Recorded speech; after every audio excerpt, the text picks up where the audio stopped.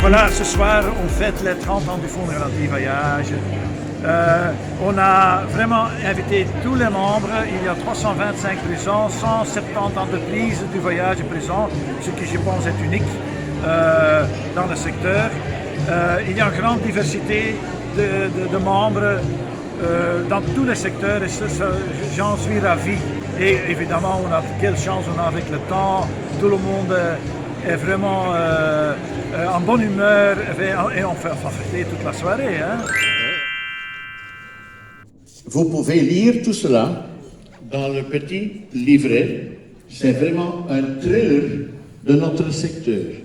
Si vous le lisez attentivement, vous allez voir que tous les ans, il y a au moins quelque chose où nous, les agents de voyage, les tour opérateurs, doivent aider et assister les clients.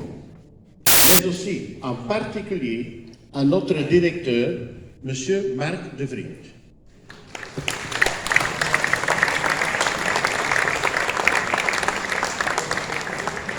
Qui, en tant qu'organisateur, je me rappelle les jours en 1996 où il était secrétaire de l'APTO, où il est passé en tant que directeur pour le Fonds de Garantie. Eh bien, c'était une guerre au départ. Je parle de Corona sans l'assistance gouvernementale au niveau finance. Donc, on n'a pas eu besoin de gouvernement. Aujourd'hui, j'achève ma deuxième période de président du Fonds de Garantie Voyage. Et j'ai le plaisir, je l'ai toujours fait de plein cœur, mais aujourd'hui, j'ai le plaisir, Madame Helena De Bedts, notre première Lady President of the Fonds de Garantie. Helena, the floor is yours. Je vous laisse la parole. Dankjewel, Geert. C'est aussi vraiment avec le plus grand plaisir que j'occuperai ce rôle de présidente pendant les années prochaines. Malheureusement, on n'a pas une boule de cristal pour voir ce qui nous attend.